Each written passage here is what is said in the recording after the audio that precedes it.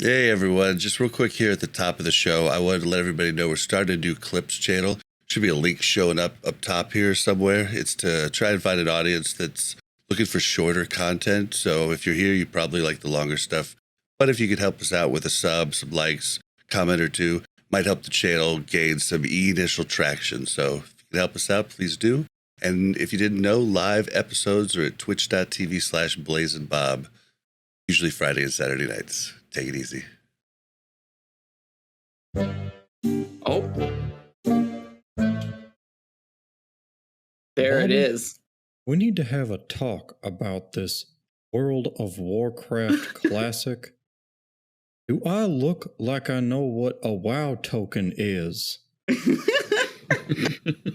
makes everybody laugh. All right, so we are in discussion. This is definitely going to be a second episode, so it's going to be interesting how I edit all of this together. But Simonize did awesome rogue guides on Countdown to Classic and on Classic Life. They are amazing. They cover everything that changes. You should definitely check out both of those. But here on this show, we like to get to know the content creator behind the content. And that's something unique that we do here. So let's get to know you, Simon. Let's get to know about your WoW background. When did you start playing WoW originally, like actual retail?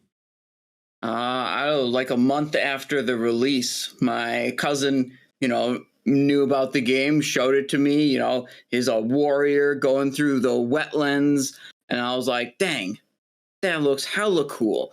So I bought the game, subscribed, started with a hunter, and leveled up and played the game. It was great. Wait, when was this? What expansion? Like 2004, original so vanilla. You were little, huh? I was little. I remember we had the small guild alliance on my stupid little server because there was the population was so small that there was 2 raiding guilds. So then a bunch of the smaller guilds got together and we spent weeks trying to kill Lucifron because apparently that was challenging for us back then. And everything was challenging back then.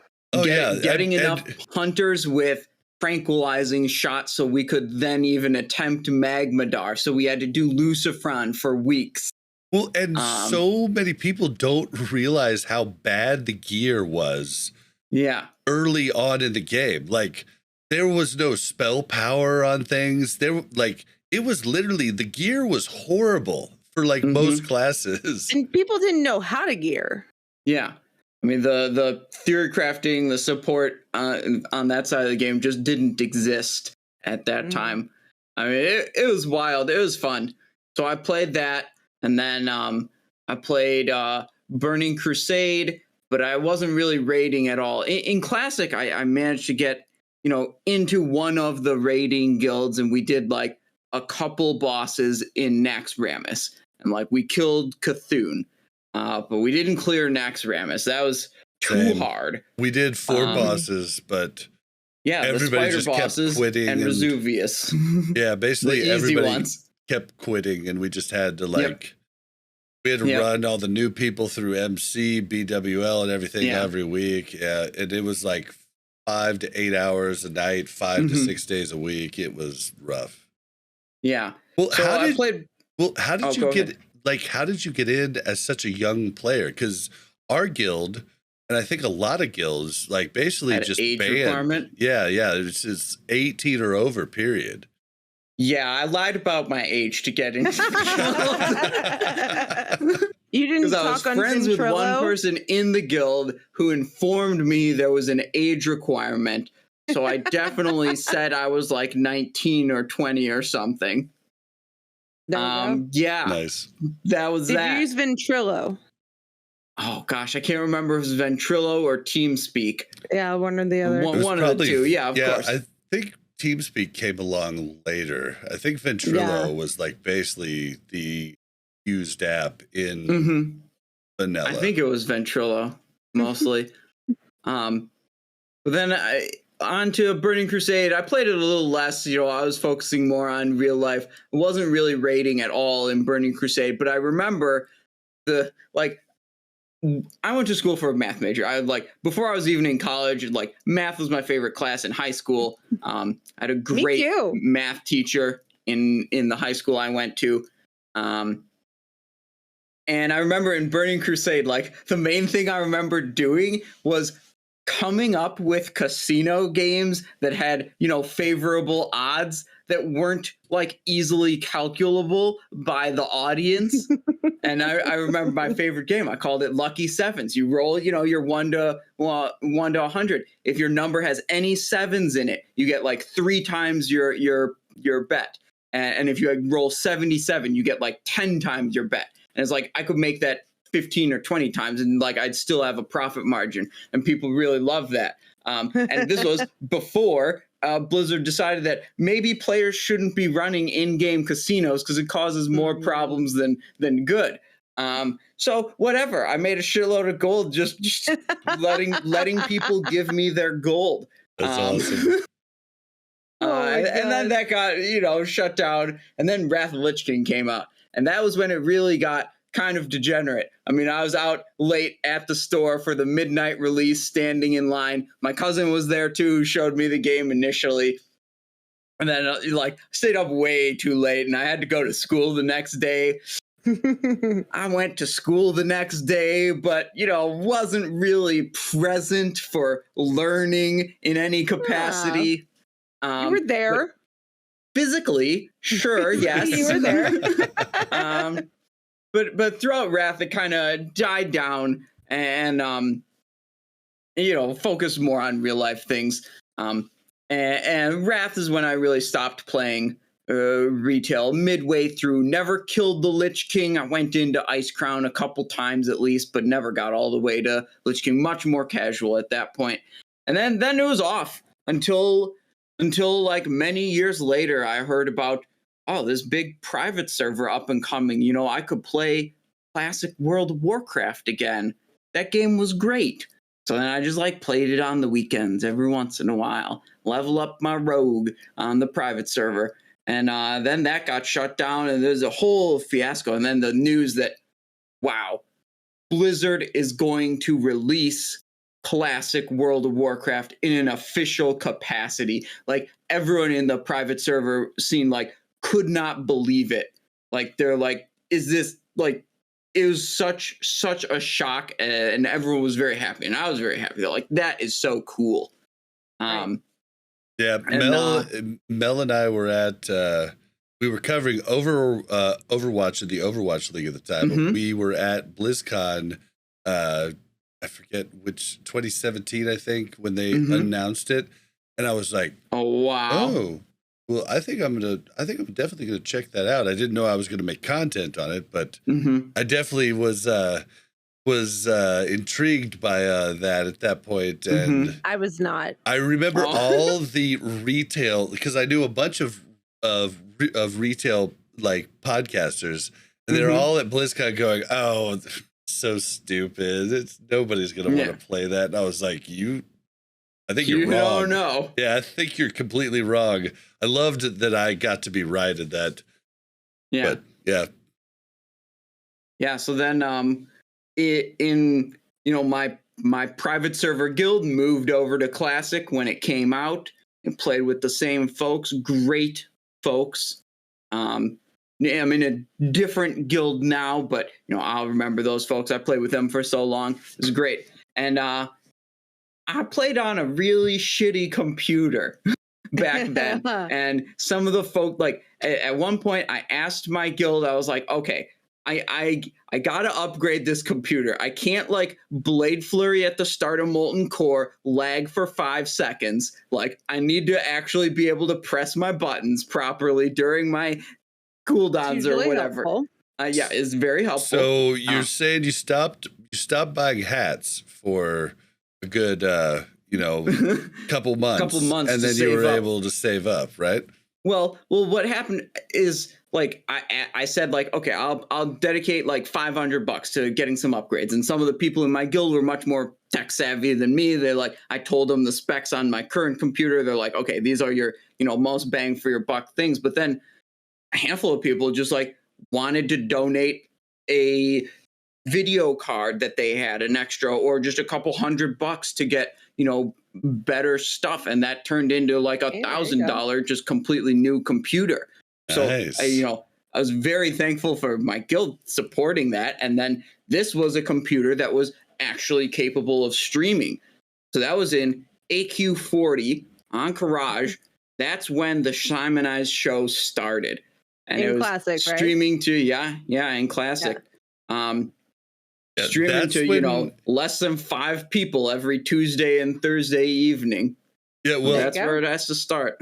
So we've had Snowme on the show, we've had Sarth on the show, and both of them specifically referenced you as, well, Simonize is making content, so I just felt like I should make different content because your content was good on Rogues. Yeah, I mean, to be fair, like it's a competitive space, like it's a fairly small audience.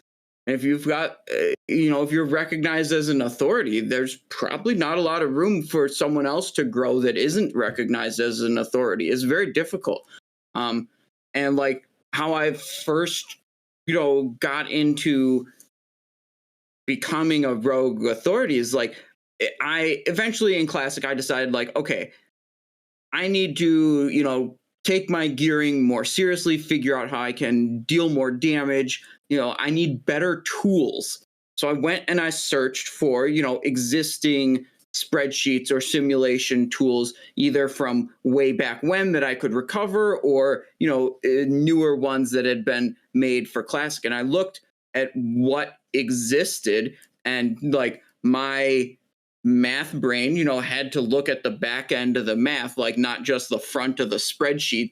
Like, is this actually doing good calculations that I think reflect what happens in the game? And I decided, well, I don't think so. I think I can do better. Like there were aspects of how, damage estimates were done in the existing tools that I thought weren't that accurate, and that thus began my journey of making my own spreadsheet for gear analysis. And, I made one for Classic, and that one, looking back at it, now I say that kind of sucked. But then, I iterated again. I made one for Burning Crusade. That one is significantly better, more sophisticated in how it handles calculations and what it's capable of doing. And now looking back at that one with my Wrath sheet, out and, in the wild for months now, the TBC one's kind of like, the Wrath one's not as big of a jump from, Classic to Burning Crusade was a big jump. Wrath one is better, but not quite as much better. I mean, I've been doing it for a long time, and I'm self-taught in Excel. That's just the medium I was most familiar with at the time, and a lot of some of my friends who are like more good at. And I find different things in Excel all the time, right? Yeah. Where it's like, wow, it can actually do this for me. That's so cool. Yeah. But some of my friends that are like more into coding, they'll be like, Simonize, why the hell are you still coding this damn spreadsheet in Excel? Like, why aren't you using Python or I don't know, whatever other like code, like proper coding language? And it's just like, man, I know how to do Excel. I can do Excel, and I don't. I mean, the amount of time it would take you to learn the other thing, it's like, is it worth it? Because I feel like I can do what I need to do here. Yeah, and then rebuild all the systems. Hold on, because we're starting to get into your content, but before we do, I just have I just have 2 other questions. Yeah. Are you for the Alliance? Or are you for the Horde? Oh, definitely for the Alliance. I just played Alliance all the time, and I've had Horde characters before, but I go to Orgrimmar, and the city is ugly, and it's got dirt floors and like mud huts. Yeah, like come on, can you pave a proper street, please? I mean, give me a break. Who would play that faction? Nice. All right, and then the last personal question is, what is your favorite expansion? I mean, I didn't experience a lot of Wrath of Lich King the first time around, as I was, much more casual. So, my favorite is definitely the epic feeling of the big raids in vanilla. Taking down Ragnaros, taking down Nefarian. Nice. The gravity of it, that like you couldn't possibly know everyone in your 40-person raid. It just made it feel like so much more epic. That being said, I understand there's significant logistical issues with having 40-person raids, and it's probably for the better that they're, knocked down in size. But I'm ready for like the second time through of Wrath, where I actually experience all the content to be my new favorite. I think there's potential there. I think Wrath's just my favorite because of all the different rotations and everything that goes in. Mm-hmm. And I was lucky. I honestly, Rogue and Warrior are probably probably the two most fun DPS classes to play in vanilla. A lot of other classes, Warlock, Mage, everything was pretty much just one button, so Frostbolt, Shadowbolt. Yep. So it's, sorry, go ahead. No, I was just going to say, so Roxy brought up something in chat that I think has merit here. So where does WoW go from here, right? Like you mentioned your wonderful experience, and then you mentioned what made you drop off, right? Like real life, and you encountered other things. But as we go through Classic, the majority of the Classic population, I feel like, is at a very different point in life than they were when they went through Original or, heard about Original. And if we go from Wrath to Cataclysm to Mob to whatever is next, I don't remember, do we actually progress through all of that? Because we're at different stages in our life, right? Like I stopped WoW because I went to grad school and I couldn't play anymore and I just didn't have time, right? But that's not a thing for me anymore. I know that's not a thing for a lot of people anymore, where a lot of people fell off because they went to college or they, dated girls or dated boys or whatever, right? Like they wanted to move on with their lives. That's not a thing anymore. So do we really think that people would not continue, or do we think that people would continue because that's the point in the life that they're at? I mean, I think that's going to be different for every person. I don't think it's going to be a thing that's, largely consistent across the whole player base. I mean, I'd be surprised if it was even like, if there was as much as a 60-40 split one way or the other. Like, I think it's very mixed. It's hard to say. Right.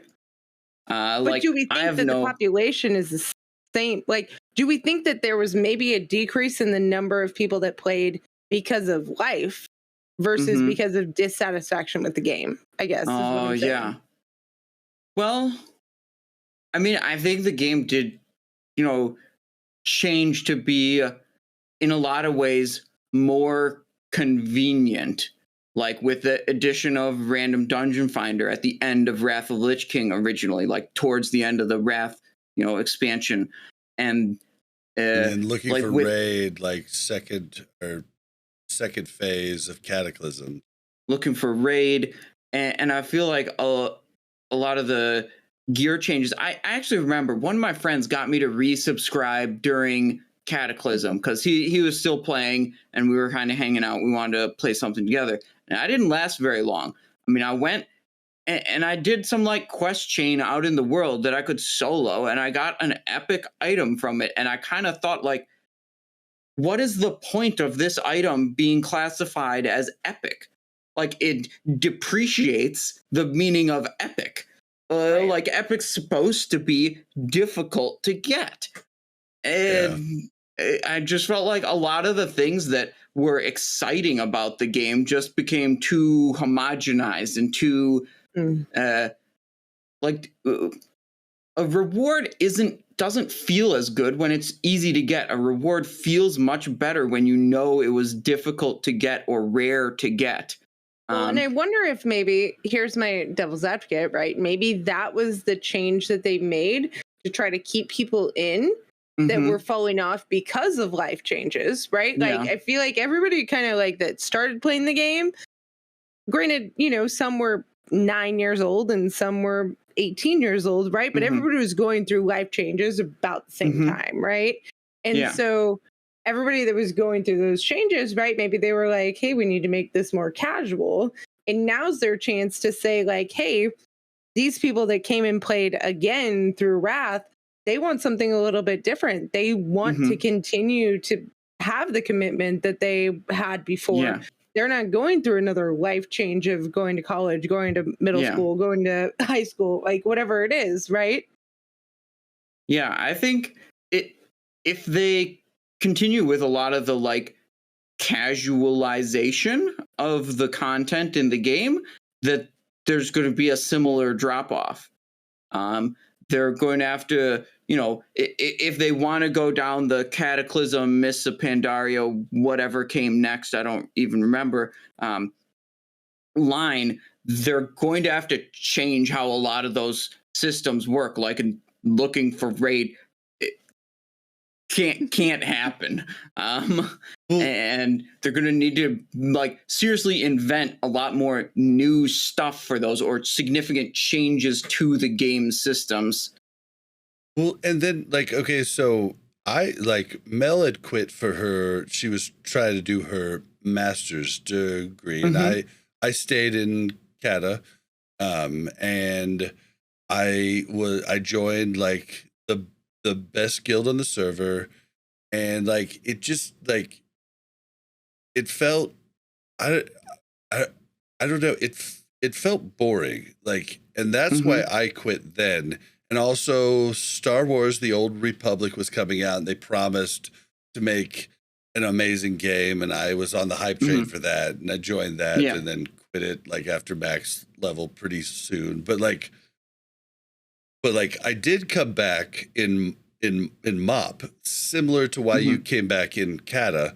A friend said, hey, come on, and they had this like recruit a friend thing that was, you got a level, I think it was level 90 then, or level 85, or no, level, I think it was level, because it was 85 in Cata. I think it was level 90. You got a boost. So I got a boost, and then I was a little overwhelmed by everything that was going on, like, as I logged in. But then the real, like, catalyst for me was I opened up the talent trees, and they were these little blocks. None of the cool little icons for all the different talent trees. So there's just blocks that you change, and it was just so simplistic. And I was just like, nope. I just logged out, and I never logged back in until Classic came out. And that for me was the biggest like thing that just like made me go, this is gross. Like, because like just think about what you're doing on the Wrath beta right now. You're trying to reinvent comps with the intricate talent trees, and you're finding new shit that people have never found before, or that was found by someone and lost in a forum years back. But that shit isn't allowed once they took away the actual trees. And so that was the big thing for me. Yeah, I mean, having that, I think like being assassination or combat or subtlety, like being just that is way less interesting than the talent trees we have in Classic, Burning Crusade, and Wrath, where like you can put some of your points into combat and others into assassination. And you have a lot more decision making and a lot more flexibility in where you put your points. And people will say, oh, it doesn't matter. There's still a cookie cutter best spec, as if that's some kind of counter argument. It's like, of course, there's always going to be some like theoretically, like no matter what options you present to a player, there's going to be a cookie cutter best selection. That doesn't mean it's a good thing to reduce the number of options you give the player. Yeah, I mean, I'm gonna give you my opinion. Yeah, just for that, because that's what makes it so cool, is that you can have those little differences. And I know lots of times it's not a lot. Yes, lots of people are going to take the cookie cutter build, but the amount of options that you have leaves room for invention, even years after the game is out, that we never saw. For instance, the Wrath revenge spec. It was a small forum blurb back in Wrath, but people have shown that it's unbelievably powerful, right? Yeah. And it's just something you couldn't have with those new talents. And it's like, I mean, I've been able to, I don't want to toot my own horn too much, but I've been able to innovate on Rogue like already. Like we do, like it was well established that like rogues are really good single target damage, but everything I've been able to read is like, oh, you want your warlocks and your moonkins for your AoE. If you've literally topped the overall damage across multiple raids with really good streamer players, like it's great. And like I joined like the first raid I did this where like none of the energy generation was bugged at all. Like we were going into 10-man necks and we were trying to, giga pull everything in the patchwork room at once just to kill it faster, whatever, group it all up, AoE it down. And it's like we had some moonkins, we had some death knights, and I was the rogue, and I did a hybrid spec between assassination and combat. And I was doing like on my best pull where I actually executed things properly. It was like 50,000 DPS, left everyone else in the dirt, not even close. Dust, It was like, come on. But you know what's funny though? DPS, what the fuck are we talking about? Rogue AoE. Like, it's funny, when I told my guild leader months back too, and he was like, I think you'll be beaten out by the end. I'm like, I'm telling you, dude. There's going to be ways we're going to be top. And he's just like, maybe. Here's the thing, though, is that it takes someone like Simon to develop that, right? But that allows Simon to kind of use his creative, analytical skills to determine what is going to be best, right? But then all the sheep follow. So everybody else will still pick that spec for X, Y, or Z situation, right? And what's wrong with that, though? Nothing's wrong with that. I'm just saying, like, allowing that, like, you're saying, like, you want everybody to have the creativity, but really, that only applies to a couple certain people. And I want those certain people, like Simonize, to have that option. I agree. I'm not saying that I don't want that. I really appreciate that. Like I've seen Kim develop some crazy pre-specs that I'm like, will you just send me what I should spec, Kim? Because I don't know. Like you're much more intelligent about what is good here. Like, hey, is this trinket what I'm supposed to be using right now, Kim? Like I rely on Kim for that knowledge, right? Because I know that he's much better at that than me. But I'm just saying either way, it all at some point becomes the sheep follow the herd, right? Like there's always something that everybody's following, but I feel like making it so that certain people can't develop that and where, WoW develops that for them, I feel like is not great. You're talking like in reference to Cataclysm talents versus Wrath talents? Like if they say like, hey, this is what you can do, it's like, okay, hold on. You have a much more narrow other field. People, like, why not let other people like figure out your system for you? Well, like, and there's, and there's really cool things like, I'm I might be wrong here, Simon, but like for instance, like in early Wrath as a rogue, a combat rogue, I'm going to take points in the thing that gives my poisons more chance to hit, so I don't have to get extra hit gear. But later on, when that hit gear, there's a much more of it, and like you can get it easier, I'm going to move those talents to something else. Maybe it'd be more crit chance on eviscerate because I'm getting much more eviscerates out than I did in lower gear. Stuff like that. Like that's the things.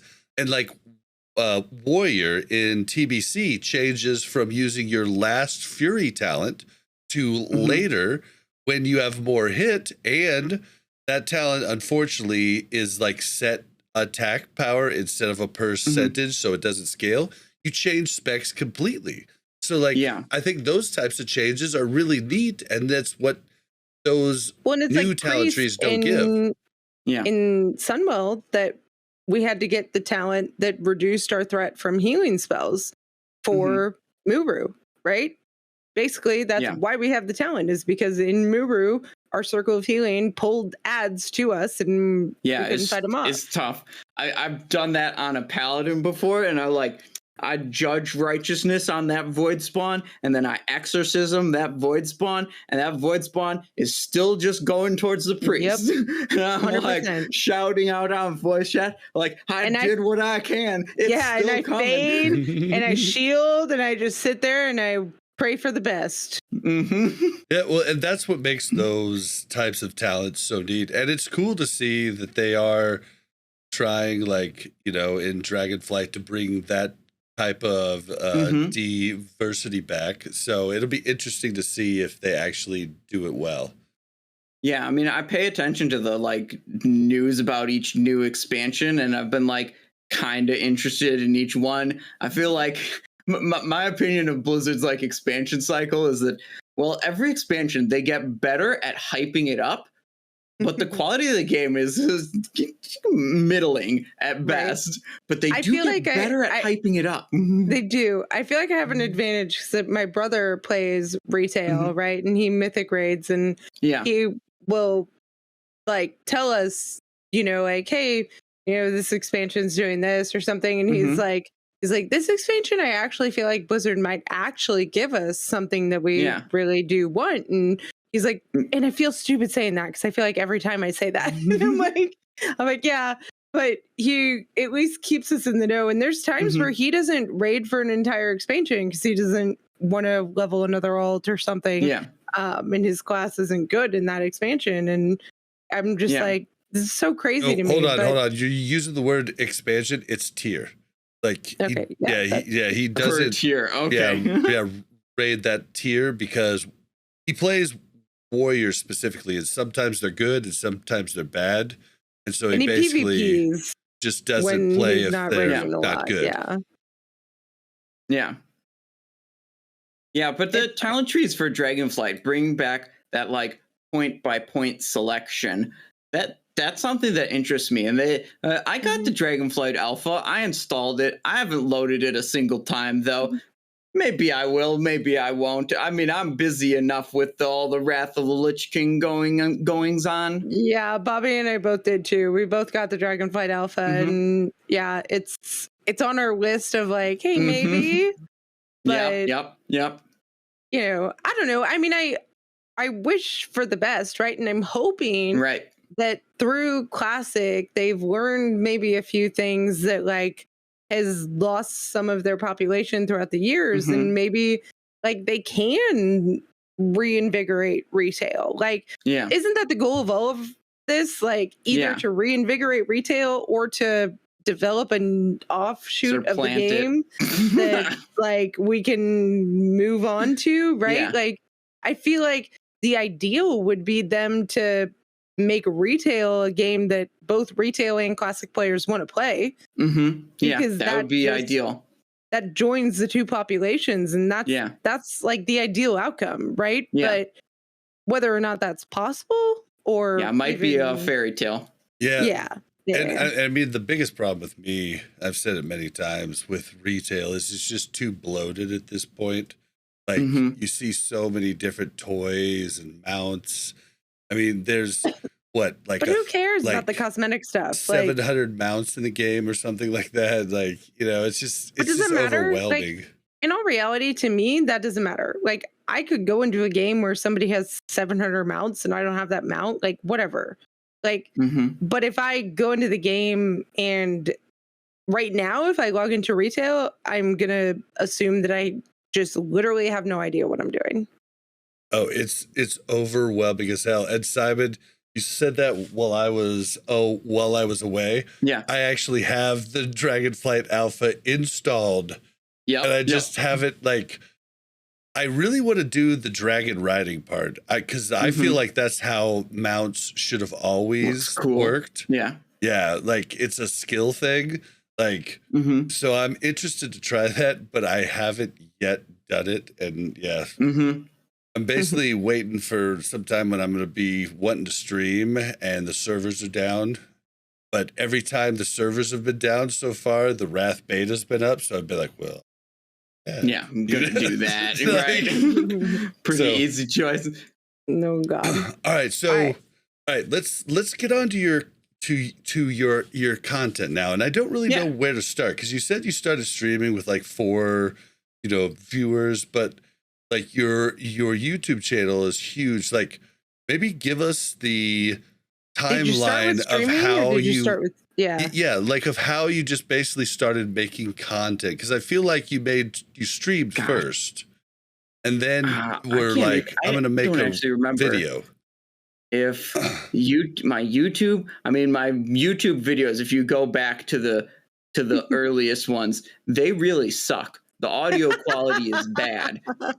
Dude, your like thumbs, awkward pauses. Your thumbs early on. I think this is really funny because Mel's like leveled up with like thumbnails. Yeah, yours are just as bad as ours were when they started. And you could just like scroll up and see how much better they get.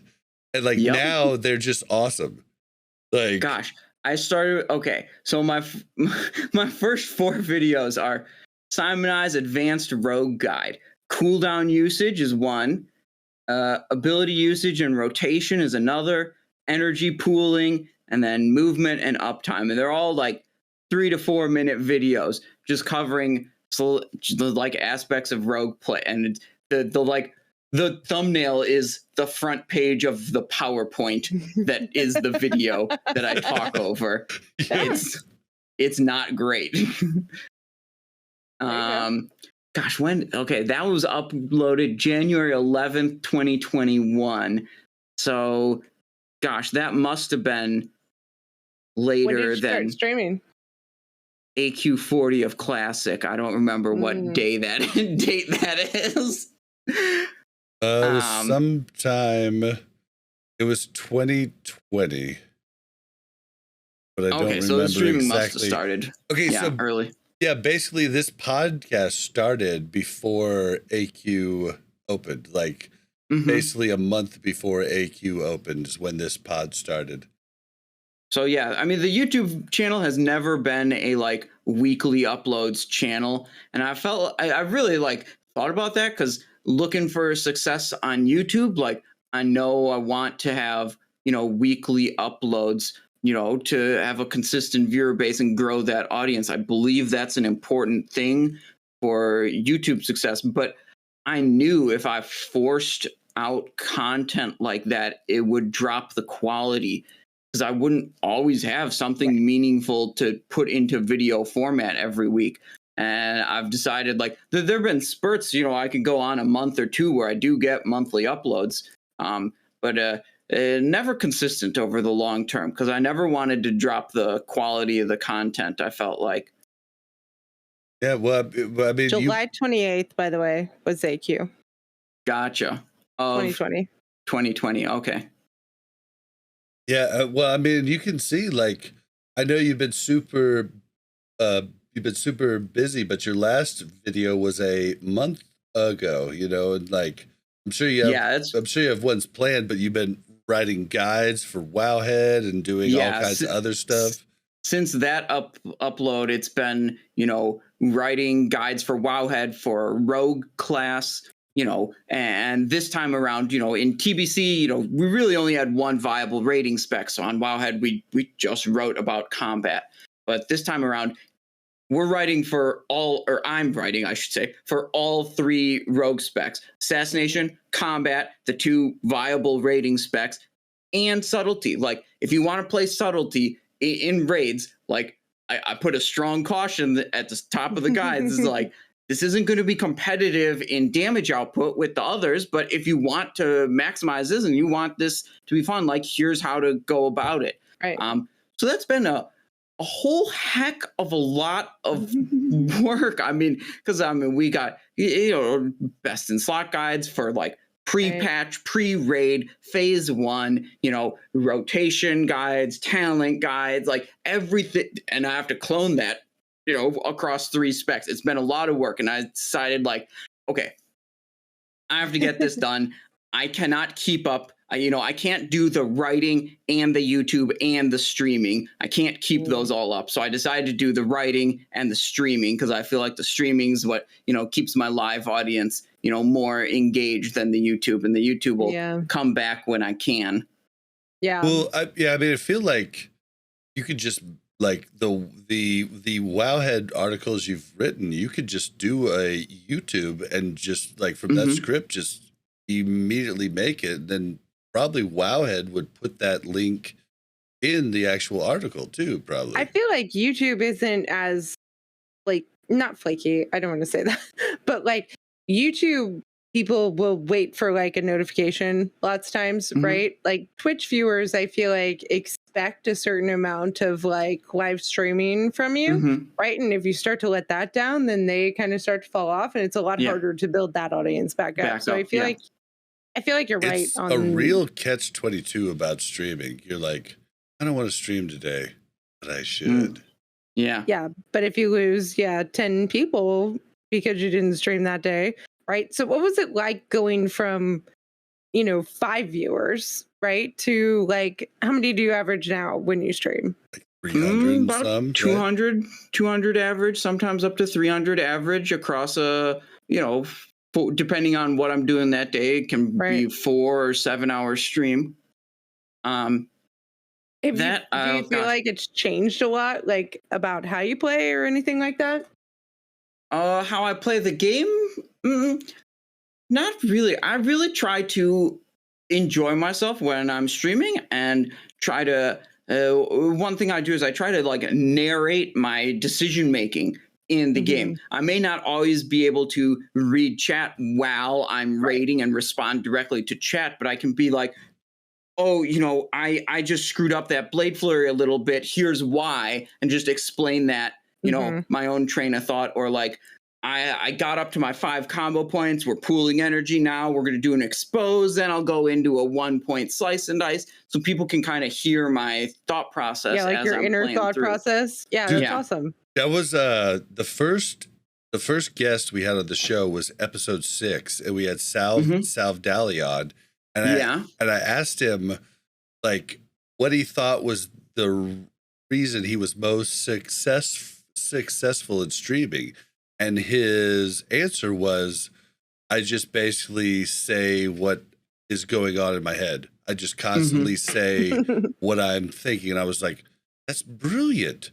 And like no filter. Yeah, it's like you just like exactly what you're saying. Like, oh shit, I just screwed that up.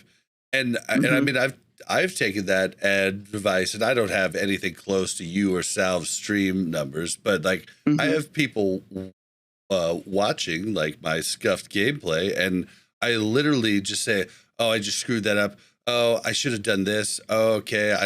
On Bob this also takes this fight, to real life. I need to think about this while I'm doing it. And you just basically like self narrate what is going on in your head, and it actually works really well. Rather than just being the streamer that just sits there and doesn't say anything, and just clicks. Yeah. That's a stream. It's like hard to watch, right? For me, when I try to watch other streams, if there's just like long dead silence where they're just like playing the game, it's like, okay, I'm gonna watch something else.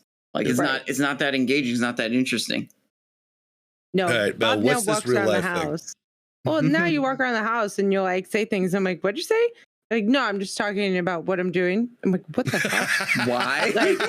Like, what do you mean you're talking about what Filling you're doing? up the ashtray so I can have it later. Right? Like he's just tacting and narrating everything that he's doing in his life. And I'm like, oh my God. You got to turn it off sometimes, Bob. Yeah, right? Oh, I don't need to know that you're walking to the bathroom. Yeah, the worst is when you talk to friends and you like address them as chat. Bad. Oh, no.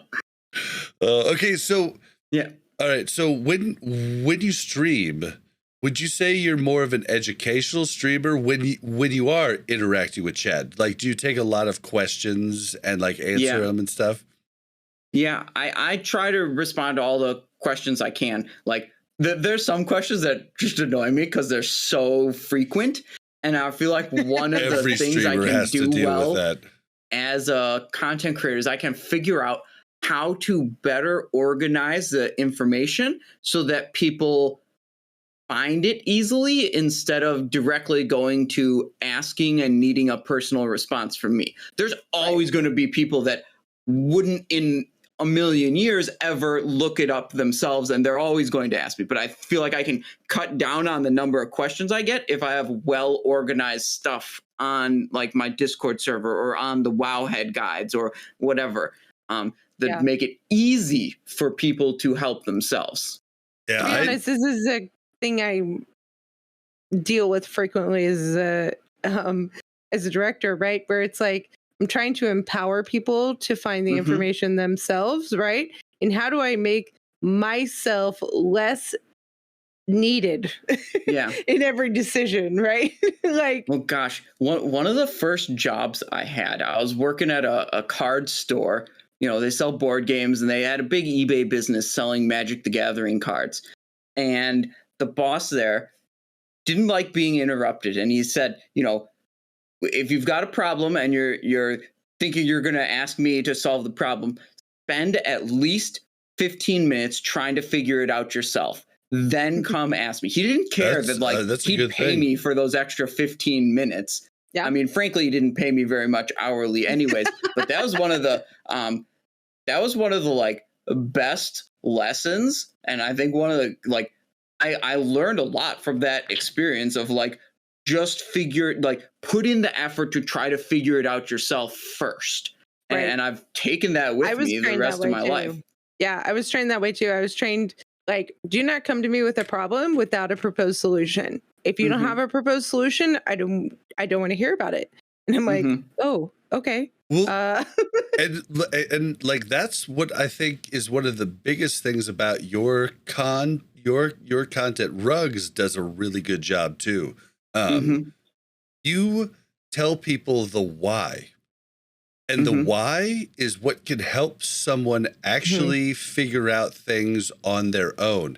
If they know the how, they can do the how. But then once this thing happens and like this mechanic happens on the boss, you just go like, you don't understand.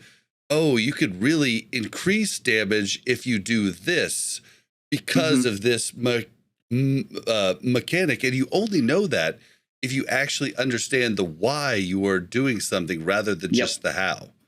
There's a slippery slope though between where that's too much information versus where it's enough information, right? Whereas like everybody's looking for this cookie cutter, like, hey, what do I do?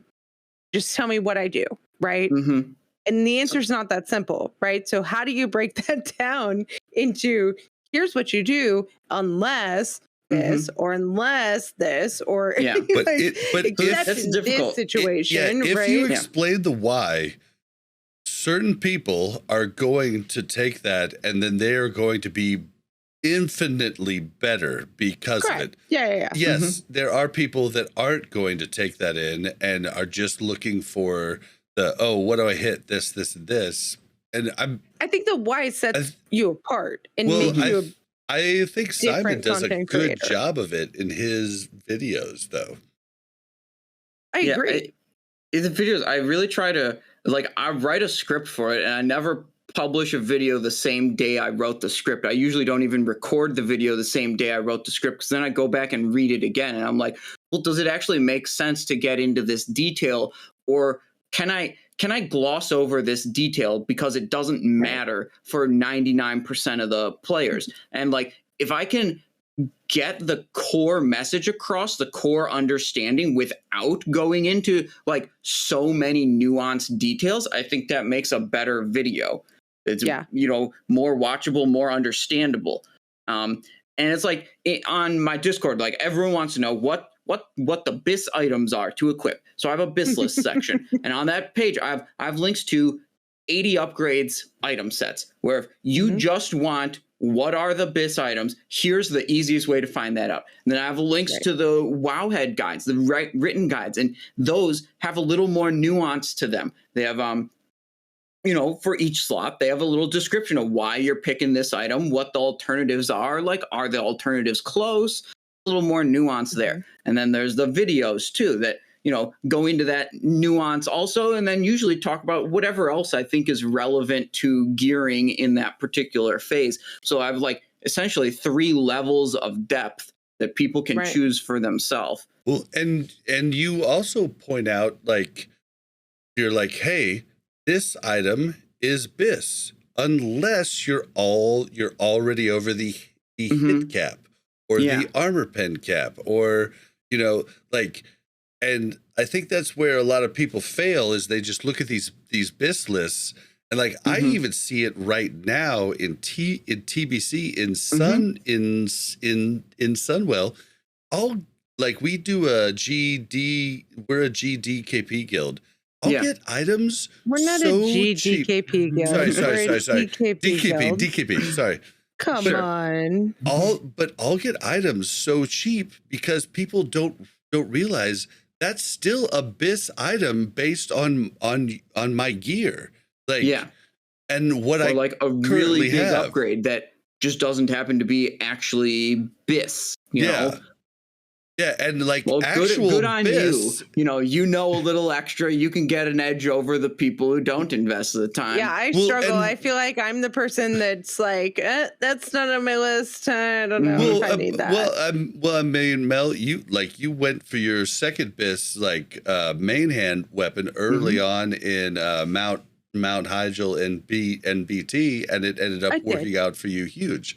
Like, that's because I didn't get my Kara weapon. It's just, really needed something. It's just people don't get that, like, the BIS list is only a BIS list if you have every single one of those items and you have all of your actual soft caps hit.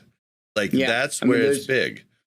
There's some items where it's just like gonna be the best item regardless, but there are plenty of items where it's conditional. Like, if you have these other pieces, then you want this shoulder, but if you don't have those other pieces, then you want a different shoulder. And that can get really complicated really fast. Going through all those different if-thens, which I understand that. Like, that can be intimidating. The people that desire just a simple BIS list and they want to collect their 17 items, I get it. I say. Yep. All right, well, so that's me. So you do a ton of different, really good, like you do the math. Like, when did you go to college for math? Like, I have said earlier, but like, I wanted to elaborate on it though. Yeah, sure. So, I mean, when I was in middle school, math was not my subject. High school, I had a really good math teacher all 4 years of my high school, and that sold it for me. I was a math guy at that point. And I went to college. I got a 4-year degree, undergraduate degree with a major in mathematics and a minor in philosophy. You can see I've got my math books on that shelf and most of my philosophy books on that shelf. All right, let me guess. And back there. Yeah. Algebra 101. You ended the class 100%. Like, you literally missed nothing, right?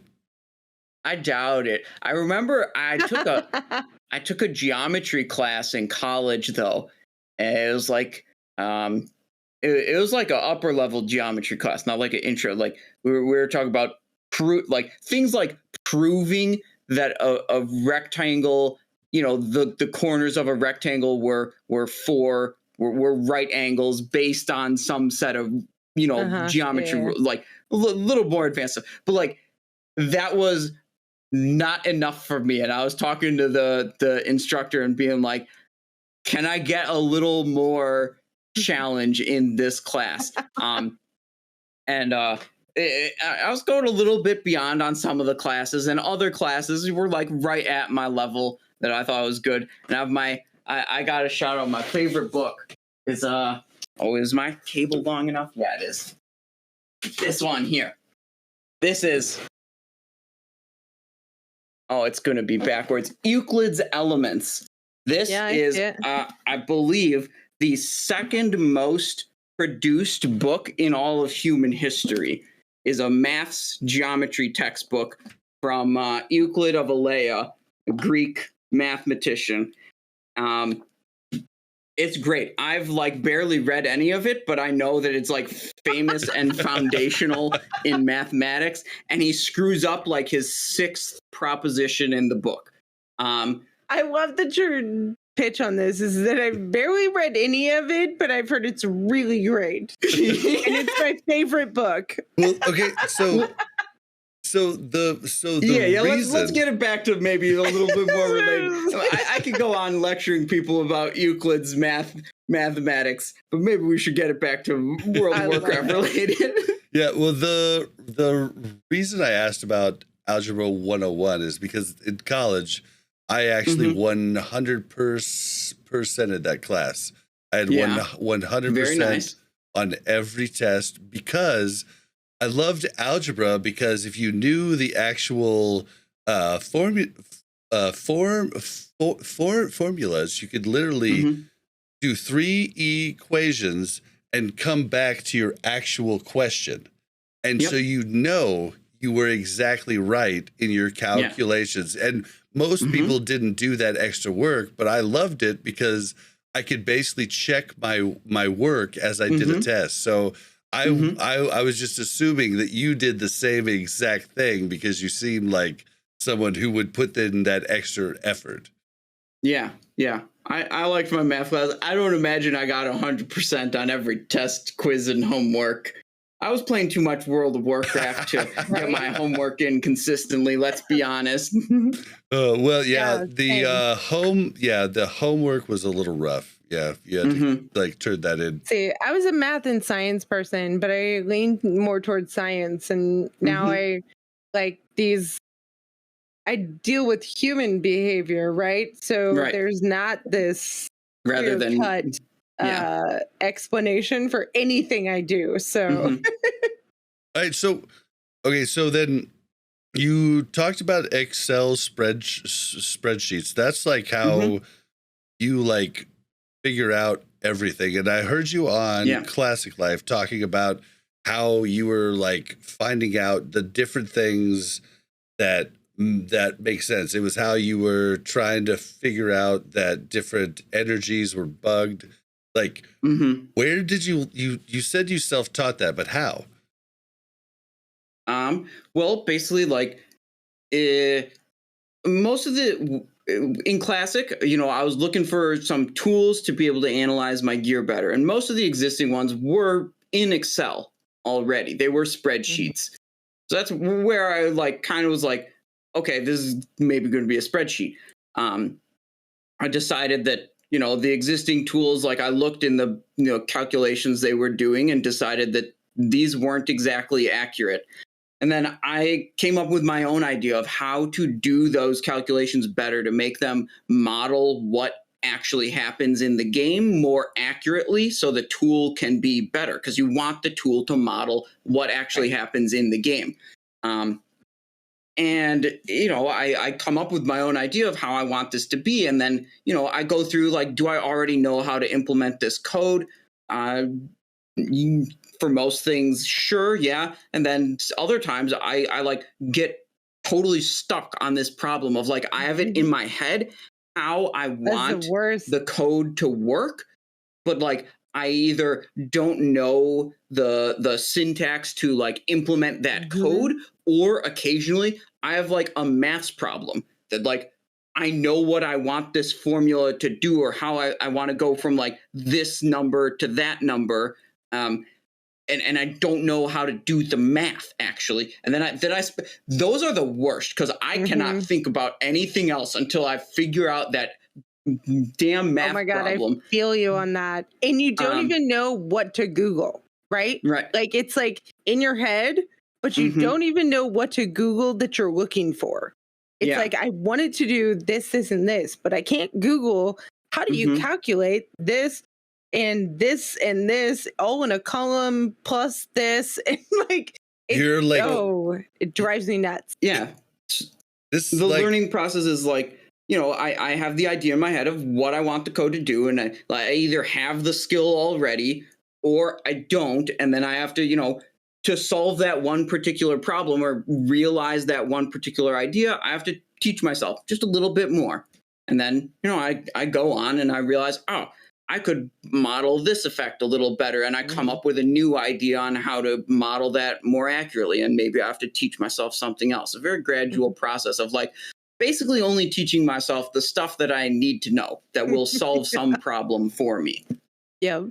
You guys are literally talking about like the profession IT. Like this is, yeah, because like you can do so many different things differently, and you have to find out a way to Google it for your specific problem, or just Google it and then tailor it to your specific problem. Yeah. Yeah, the Google suggestions sometimes help. Yeah.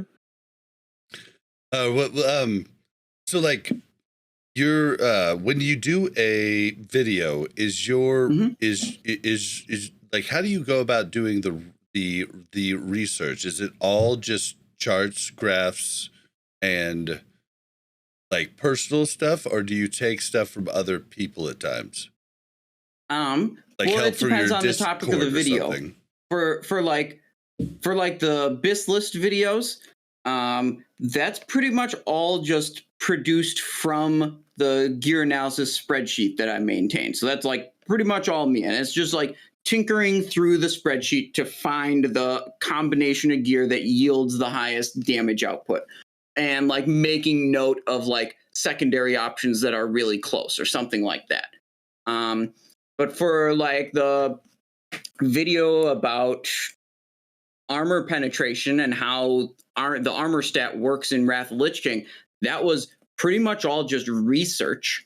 Like Googling, finding old like Wowpedia articles about this, finding old Elitist Jerks forum posts about it, finding, you know, posts from, you know, private server players about how the armor system, and then I have to like take all these different sources and be like, you know, weigh them on their legitimacy. It's real research into figuring out, you know, what goes into that video and how this armor system is supposed to work in Wrath of Lich King Classic. So it definitely varies based on the topic of the video.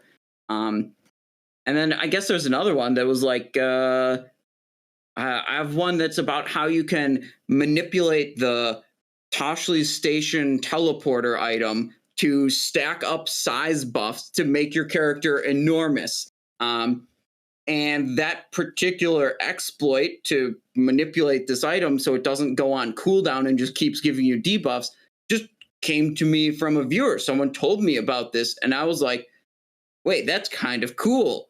And then I made a video about it. Chat so there's not a what? Chat is a cheat.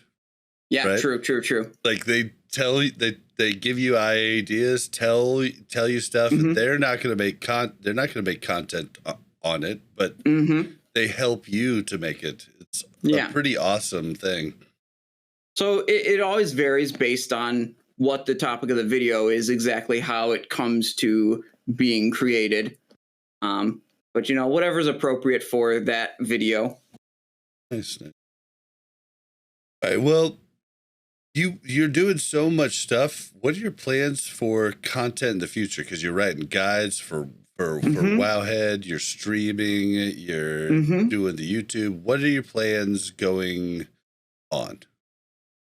Well, I want, at least for the duration of Wrath, I want to continue as I'm going, write the Wowhead guides, get back on the YouTube game when I'm not so like packed with the writing stuff for Wowhead, get back on YouTube videos and keep up the streaming. I've really recently had a pretty significant boost in my regular stream audience in numbers and, viewer numbers, subscription numbers. And what I found is actually kind of surprising to me is for the longest time, I just streamed my raids, like raids in the Tuesdays and Thursday evenings. That's it. Because I figured that questing and dungeon, I figured no one wants to watch that. That's boring. It's boring for me, so it must be boring for the audience. But with the Wrath beta coming out, I was like, okay, well, Wrath is definitely fun and exciting and new. So I was just streaming, leveling, and doing dumb quests and whatever. And I'm like, part of it's probably that I'm doing these streams at a different time frame from 12 Eastern Standard Time to 6 instead of starting at 6. So I get the European audience, but I've come to realize that maybe people actually want to watch, me doing dumb quests and leveling and grinding and stuff. It doesn't always have to be raid content. Well, yeah. And like raid content, you're really focusing on doing what you need to do. And it's I actually when I'm raiding, I have a thing that I put up that says, hey, I probably can't answer chat. Yeah. So just know that. Yeah. But when you're questing, you can just interact with chat. It's so much more much as you want. Yeah. It's just chatting and people love it. It's way more chill. And honestly, the daytime leveling, dungeon grinding on the Wrath beta streams, they've been a lot of fun for me recently, and they've been my best performing streams also. So I want to incorporate a lot more of that for sure. Yep. Yeah. All right, well, what are you most excited for in Wrath? I'm excited. Well, I mean, to play Rogue, basically. I feel like Rogue has had some kind of disadvantage compared to the other classes, in Classic and in TBC that makes them, in Classic, they were okay. They just weren't the best in a competitive environment. Yeah. And in TBC, they really kind of fell off and were not that good in a competitive environment. Armor Wrath, bots, basically. The class that I enjoy playing the most is finally given the powerful tools it needs to be competitive, and I'm so excited to finally have the powerful class in my hands to exploit to the fullest extent I possibly can. And we are going to rule. Excuse me, so. Yeah, I'm excited to see, what I can do with such a powerful class in my hands. Any fears? I don't know. With Blizzard, it's kind of you want to have faith, but they've had a lot of bad things happen recently that it's you kind of don't know what they might screw up next. True. Are they gonna have another Blitzchung where they ban someone for giving a political statement? Are they gonna have another employment abuse scandal and lawsuit, or what? They've had so Let's hope not. many L's that it's just gosh. What could happen next? What else could go wrong? Yeah. So it's I don't have a specific fear. I just have a general anxiety that something else is going to go general wrong. Blizzard fear. Blizzard fear. At the same time, I hope that they can, do things right, turn things around, and continue producing and maintaining the game that I enjoy so much. Definitely. Okay, definitely. I have a question. Yeah. All right, shoot. Where do the hats come from? Where do the hats what come started from? the hats? Like why? Like Well, because I feel like you wear a lot of different hats. yeah. So for the longest time, it just wasn't a thing. Like this one, it was just at a local hat store. My boss at the card shop had given me a holiday bonus, and I was just walking around downtown and went into the hat store. I was like, dang, that one's nice. I actually picked it off the shelf. It was right next to one that was labeled for like $70. I took it to the counter, and I'd like, it was apparently not a $70 hat. It was apparently like 120. I was like, you know what? Fine, it's good. It's good. and I just like, and this one came from the same store actually.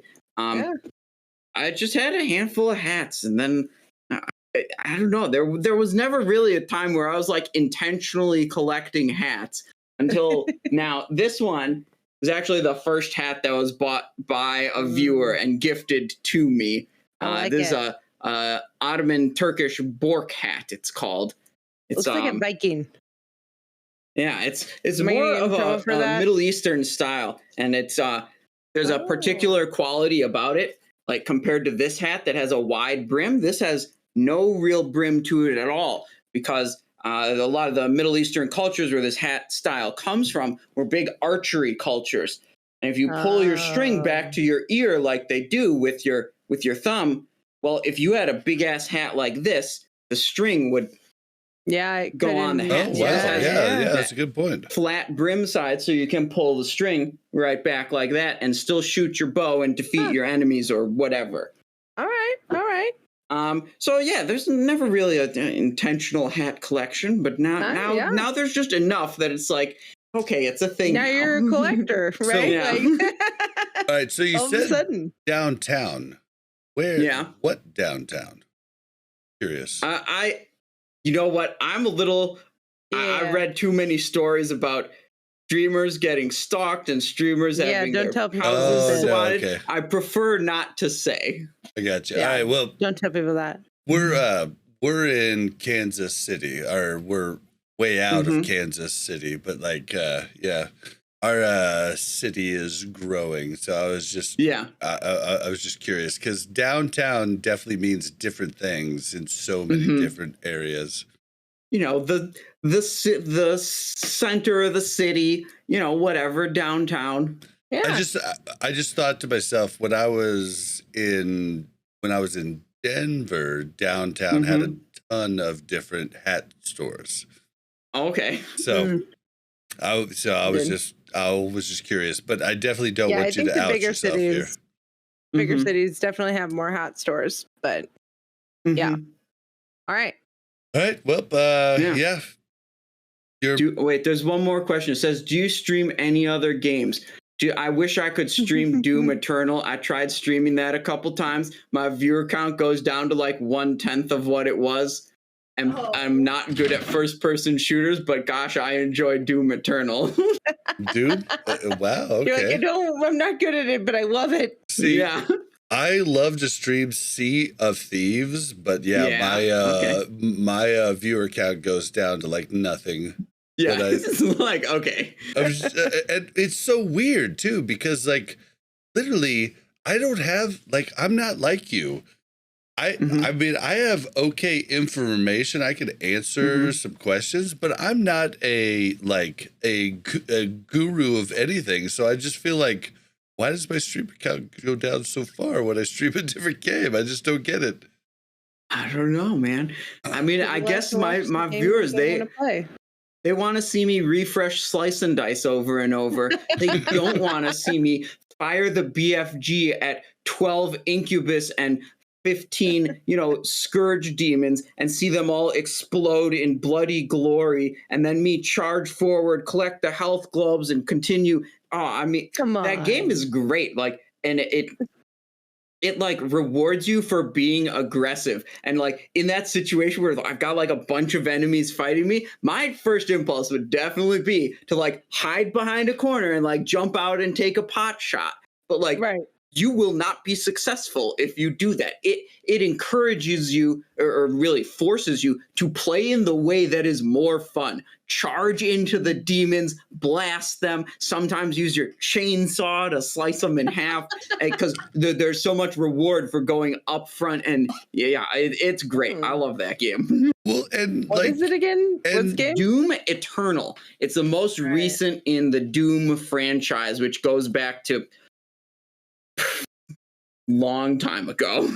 Simon, the first, like, I am a IT guy. The first network I ever created at age 14 was 2 computers in a peer-to-peer network using an old modem cable, and I could play 2 games over that network. One of them was Warcraft 2.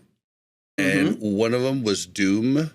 Or the original Doom. And it was the first time. That's like 96 or 98. I don't know when the original. It was the first time you could like actually play with someone else, like peer to peer. And it was amazing. But I always play the Doom soundtrack, the Doom Eternal soundtrack, that heavy, exciting, adrenaline pumping music whenever we're doing speed runs in World of Warcraft. So that's the Doom that I do manage to get onto the stream. Well, if you've never played Sea of Thieves, messages to people, they're so nice. So like in Sea of Thieves, you could literally shoot yourself out of a cannon. I mean, it's unreal fun. Or your cat. Yeah, your cat out of the cannon too. Your cat, your monkey pet, like I mean, there's so much fun with that game, but unfortunately, unless you have people to play with, it's really not that fun. But oh no. All right, well, okay, so the very last thing. What are your plans for like guilds? Like, are you gonna do multiple mains? Are you gonna like concentrate on one main? Well, I'm hoping to stay with my existing guild. They're great folks, fully rested on Well, we were on Pagel for the longest time, but we transferred over to Benediction. Oh, nice. We are too. Yeah. So we're currently number 3 for speedrun times on Benediction, and we're hoping to be able to bump that up to number 2, maybe dethrone number 1 before Burning Crusade's over. We got a great group of people that play together. And going, like, our guild does split runs. So like when a new phase comes out, a new new content, we each have a raiding main and a raiding alt. And what we'll do is we'll run the raid twice each week, and each raid will be about half main raiders and about half alt raiders, and then we funnel all the loot to the main raiders. If a main raider needs it, they always get it over an alt raider. And that way we can gear up our like speed running team much more quickly and start just going into the speed runs with better equipment. And I assume that general structure is going to continue through with Wrath of the Lich King. And I'm hoping they will let me play both a rogue main and a rogue alt. But there's a lot of people that want to play rogue, and there may not be enough spots available where like that works out with the roster. But I let the guild leadership handle that. I've been in the past in like guild leadership positions, and like I understand it is a thankless and difficult job, so I'm never really gonna complain much at all if the leadership's decision isn't exactly what I wanted. I'll have 2 rogues for sure, whether they're both playing in the guild or one's playing in the guild and one's like playing in alt raids or other things, whatever. At least 2 rogues.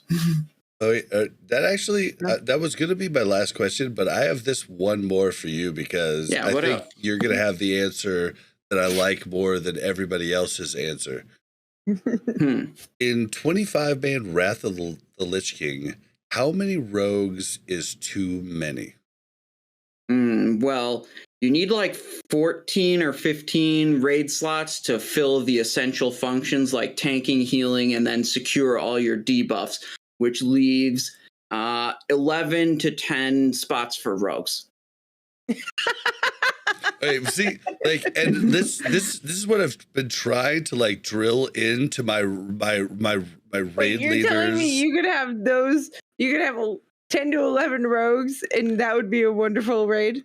Yeah, Dude, sure, why not? Well, yes. I mean, you'd have trouble gearing them all up properly, but that's the only problem, right? So like essentially when you're building a raid comp, you want to fill the essential functions like tanking and healing, and you want to fill all your like necessary buffs and debuffs.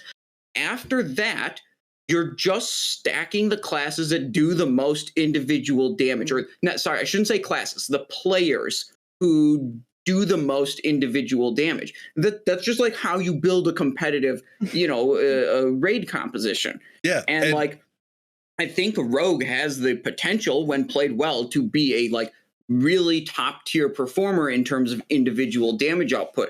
So like, yeah, maybe you want some warlocks or some hunters or some whatever other like classes on account of like it'd be basically impossible to gear up 10 rogues in one raid.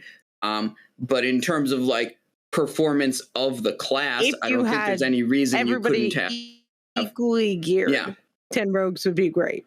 Yeah, I don't think there's a problem with that. Basically, what I'm trying to combat is my boy Ruggs is always like, you need 5 Affilocks, and I'm like, fuck that, 5 rogues. We have tricks. Like, come on, dude. What are you talking about? We don't need the Affilocks. Like, fights are not long, like on private servers. We want the rogues. The rogues bring extra buffs, and they are going to be the best kings. AoE, best single target. Bob's just trying to get you to like agree with him right here. Oh well, he's preaching to the choir here. Yeah. This is Rogueland over here. Oh God. It's time for us to shine. I need to start vetting our guests, Bob. And you start vetting these people, figuring out what your ulterior motive might be. All right. Well, all right, guys. This has been an epic fucking stream. Yes. We are gonna start to close out here. Okay. All right, guys. Do not forget to follow us on Twitter at WC Reloaded. That's the place that you can know for sure when we go live on twitch.tv/BlazeandBob. We want your WoW stories or your questions. Send them to WCRpodcast@gmail.com. If you would like to send us a voicemail, please do so by dialing 816-866-1066. If you want to join our Discord and interact with the host of this show or any of the podcasts on the Mash Those Buttons network, that link is mash.gg/Discord. How can you help the show? Tell your friends about the show. Everybody has a guild. You have a guild Discord. Link it there. That is the best way to get us more traction. You guys have been great. The YouTube is actually like starting to grow, and it's actually like about 10% of our listenership now. So definitely like check out the YouTube, like, subscribe. That all helps us. Thank you so much. Ways to help us on top of that is iTunes reviews, Spotify stars help us. You can also go to it used to be Warcraft Radio, but now it is bonusroll.gg. You can leave us a review there, and those are all ways that you can help us get seen on Google searches and everything else. Thank you guys for everything you do. You can also do the Patreon. We've changed it to monthly. Yeah, I'm so bad at the Patreon. It's weird to me because you guys give us money. We love you. Thank you. All right. Well, yeah, that's it for how you can help us. Mel, where can we find you? You can find me on Twitter at MelOverwatch, or you can find me in game, more likely on Mel Arena on Benediction. All right. All right. And Simonize, tell us where all we can find you. Yeah, it's the same handle on. Oh wait, is it actually? Hang on. I'm on YouTube. You can search SimonizeShow on YouTube, and I stream on Twitch.tv/SimonizeShow. That's SIMONIZESHOW. SimonizeShow. Yeah, and Wonderful. And like I know I've talked about it throughout, but just a reminder, please check out the Countdown to Classic episode. Yeah, with Josh's show. Simon, Excellent.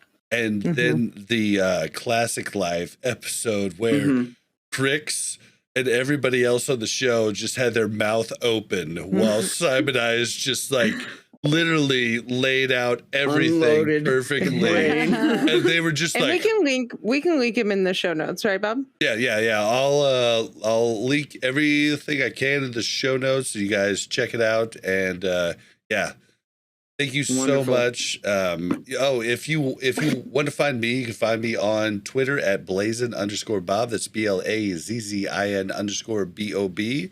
And if you want to find me streaming and come support my small stream, you can do so. It's Blazin' Bob, no underscore. And yeah, we're gonna get out of here. Epic 5-hour stream here. I'm gonna have to split this into 2 episodes. This is crazy. I'm gonna have to go make myself some dinner. I guess the last thing, I'm still holding this book here. I gotta say, if you want to know why Euclid screwed up his first proof in his massive book, you can ask me that on Discord, and I'll be happy to explain. Awesome. All right, guys. Until next week. See you around. Thanks for having me. Absolutely, it was wonderful. Thank you very much for checking out Warcraft Reloaded podcast. Make sure to like and subscribe and hit that bell so you don't miss any future content.